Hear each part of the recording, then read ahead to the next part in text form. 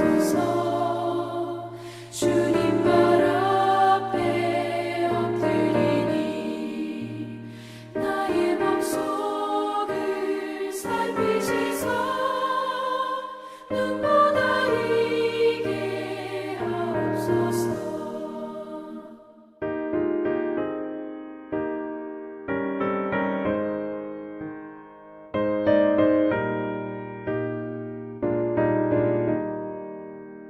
주님의 뜻을 이루소서. 병들어 몸이 피곤할 때 권능의 손을 내게 펴서 강건케 하여 주옵소서. 주님의 뜻을 이루소서. 온전히 나를 주장하사 주님과 함께 동행함을 만민이 알게 하옵소서. 아멘.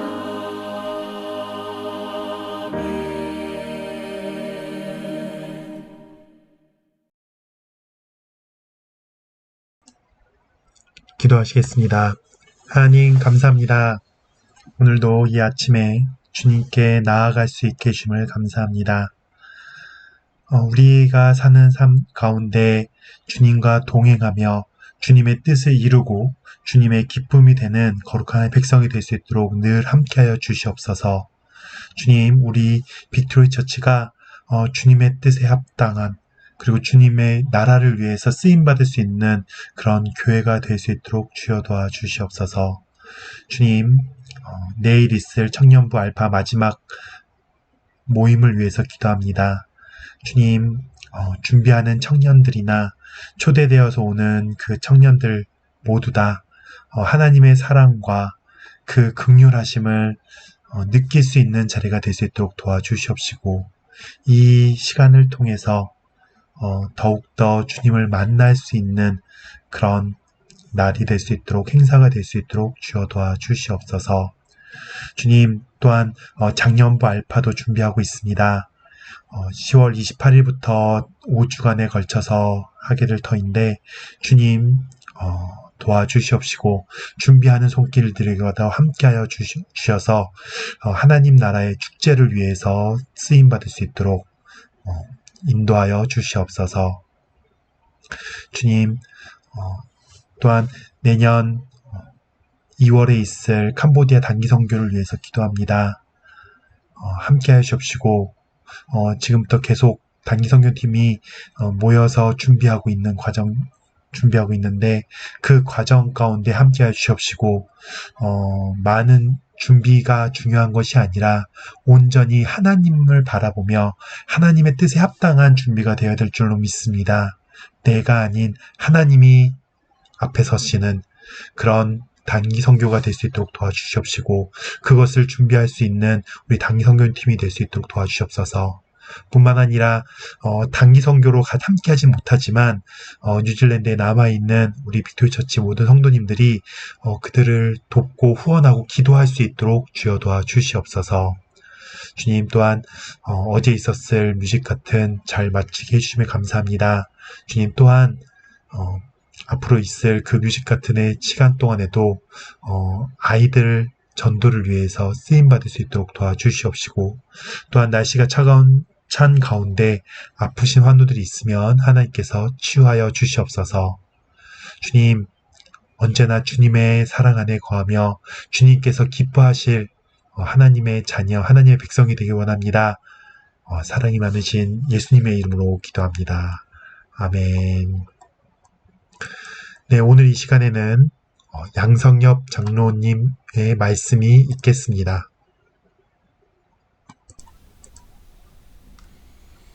안녕하십니까. 오늘 아침에 함께 묵상하실 하나님의 말씀은 이사야서 23장 8절에서 9절까지입니다. 제가 봉독하겠습니다. 면류관을 씌우던 자여 그 상인들은 고관들이요 그 무역상들은 세상의 존귀한 자들이었던 두로에 대하여 누가 이 일을 정하였느냐? 만군의 여호와께서 그것을 정하신 것이라.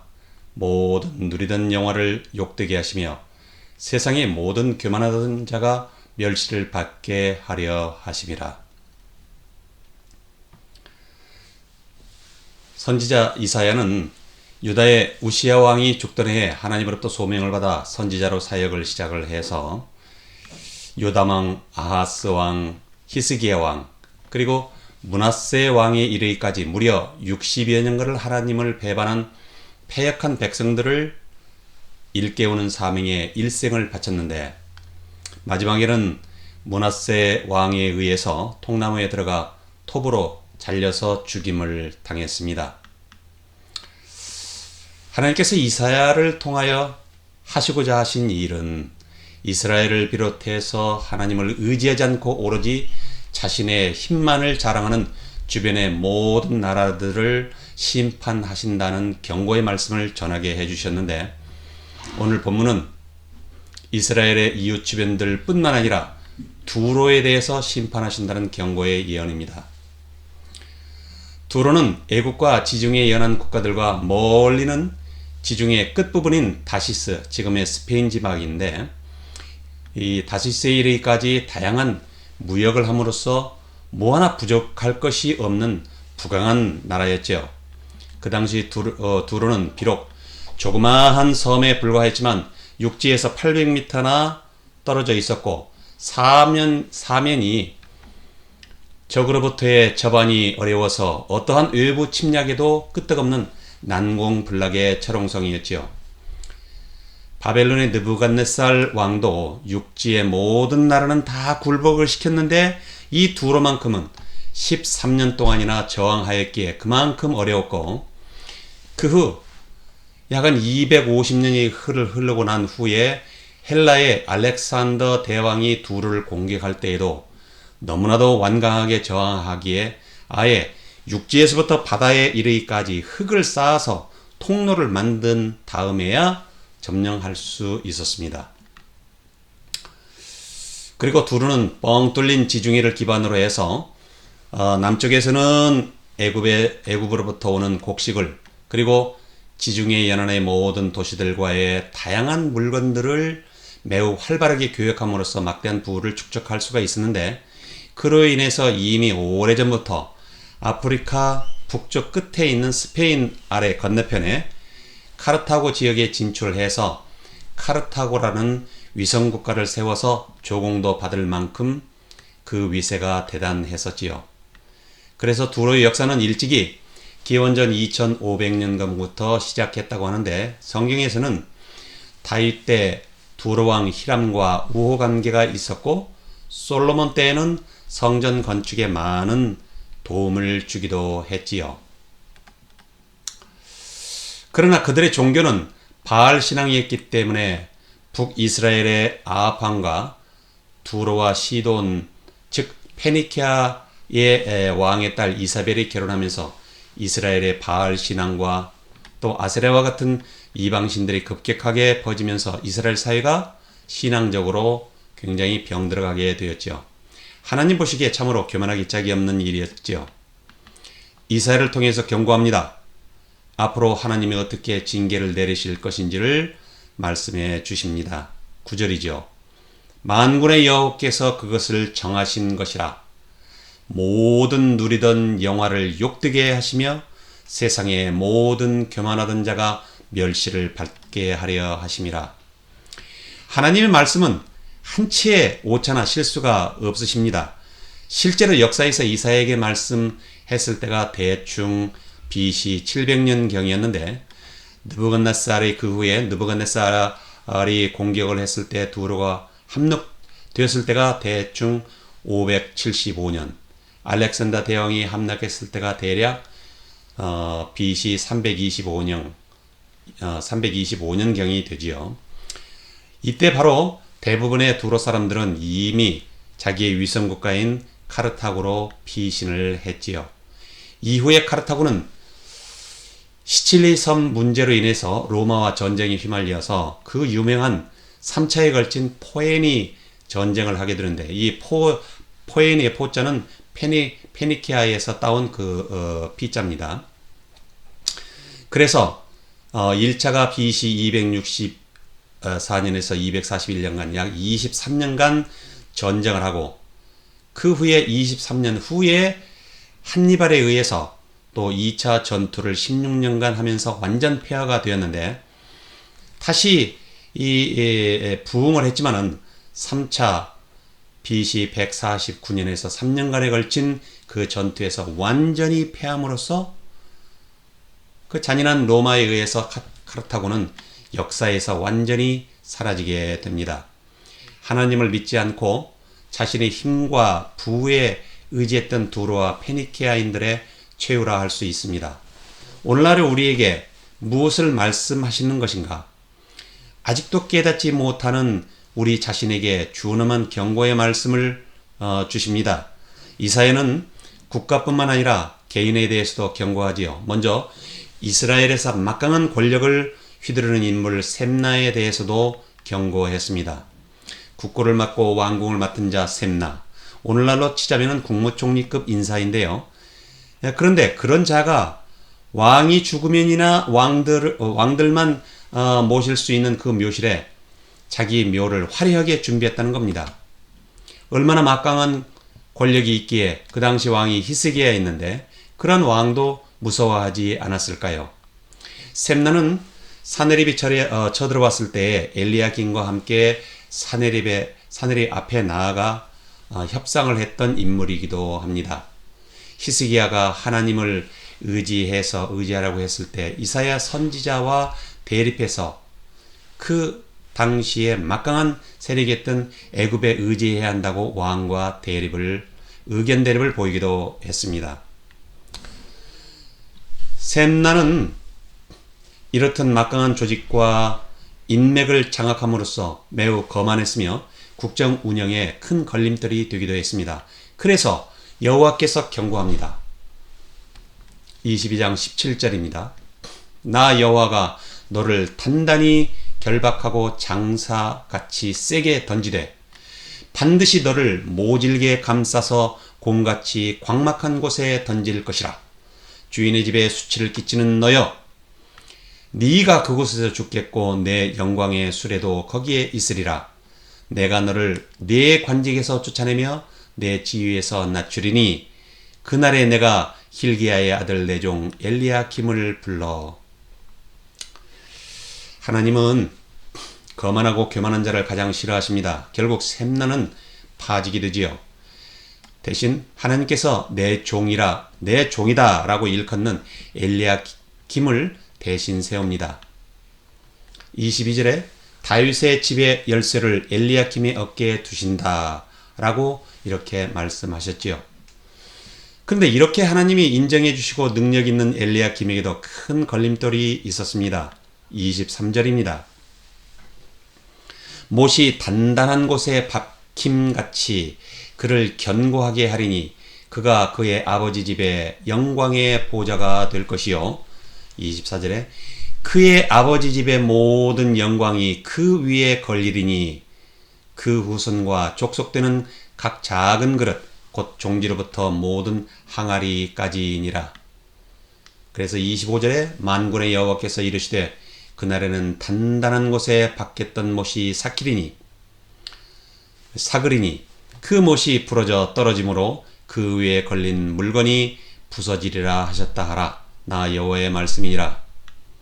이게 무슨 말씀인고 하니 엘리야김 자신은 비록 하나님이 부여해 주신 사명을 잘 감당하고 있다 할지라도 그의 후손, 그의 가족과 후손 그리고 족속, 다시 말하면 일가 친척들은 그의 권위를 이용해서 그의 영광을 이용해서 하나님이 앉으셔야 할 보좌에 엘리야김을 떡 앉혀놓고서 그를 이용해서 부정과 부패를 하고 있으니 아무리 잘 박힌 못에 걸린 영광이 걸려있다 하더라도 못이 삭으면 허무하게 떨어지게 된다는 뜻입니다. 집안 단속을 잘못한 죄이죠. 셈나는 하나님을 온전히 경외하지 못하고 세상의 논리에 스스로 권위자라고 착각하는 오만과 주어진 권력을 남용해서 매우 거만하고 교만하게 행동했던 사람이 있기에 하나님으로부터 징계를 받았던 것이고, 엘리야김은 그 자신은 충실히 하나님을 섬기며 살아갔지만 그의 가족과 일가 친척의 비리에 대해서 매우 관대한 편이었기에 하나님으로부터 경고를 받는 것입니다. 오늘 우리에게 보여주신 세 가지 사례를 통해서 나의 경우는 어떠한지, 우리가 무엇을 점검해야 하는지를 다시 정리해 봅시다. 두로, 셈나, 엘리야김, 세 가지 경우를 오늘 말씀을 주셨는데요. 두로는 그 누구도 함부로 넘겨볼 수 없는 부와 평안하고 안정적인 삶을 살아간다 하더라도 그의 마음속에 하나님을 의지하는 마음이 없고 교만이라는 표현으로서는 교만한 자인 경우이고, 셈나의 경우는 하나님의 방법으로 보다도 세상의 방법을 더욱더 선호하고 부와 권세가 있음으로 인해서 다른 사람들보다 내가 훨씬 우월하다고 생각하여 항상 모든 일에 내가 중심이 되어야 한다고 스스로를 높이는 거만한 자의 경우이지요. 엘리야김은 하나님 일에는 비교적 헌신적이지만 내 가족이나 나와 가까운 사람의 잘못에 적당히 눈 감아주고 관대한 자세를 취하는 무책임한 자의 경우로 보여집니다. 하나님은 위의 세 가지 경우를 분명히 싫어하시죠. 교만하고 또는 거만하고 또는 무책임한 자, 우리에게 경고하십니다. 내가 혹시 두레의 상황이 아닌지, 혹시 셈나의 경우가 아닌지, 아니면 엘리야김의 경우가 아닌지 생각을 해보게 되지요. 그런데 우연히도 이 세 가지 경우가 모두 가진 자들에 대한 경고이네요. 우리에게는 상대적으로 부족하다라고 생각하는 사람들이 더 많은데 말입니다. 내가 소유를 많이 가졌건 아니면 가진 것이 너무 없어서 불만인 사람이건, 소유의 양보다 오늘 말씀의 핵심은 우리 마음속의 중심이 하나님 중심이냐, 아니면 경험에 의한 내 생각 중심이냐일 것입니다. 당연히 하나님 중심이기를 소망합니다. 선택의 기로에 있을 때 바로 그때가 절실한 기도가 필요한 때이지요. 기도는 성령이 인도하시는 것이기에 모든 것을 주님께 맡긴다는 마음으로 시작합시다. 분명 선하시고 한치의 오차도 없으신 신실하게 역사하시는 주님이 도와주실 것입니다. 오늘도 앞날에 대한 불안한 마음이나 모든 두려운 것들을 다 내려놓고 주님 옆에 나아가 기도합시다. 오늘 하루도 교만하거나 거만하거나 무책임하는 자가 되지 않기를 기도합시다.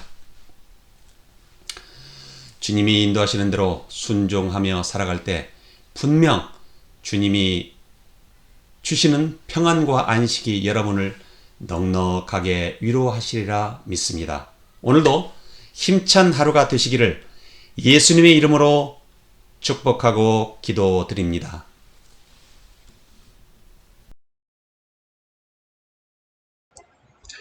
네, 우리 시간 말씀을 생각하면서 화면에 나오는 것 같이 청년부 알파, 장년부 알파, 뮤직 같은 환우들, 그리고 여러 가지 기도 제목들을 가지고 기도하는 시간을 갖도록 하겠습니다. 함께 기도하도록 하겠습니다.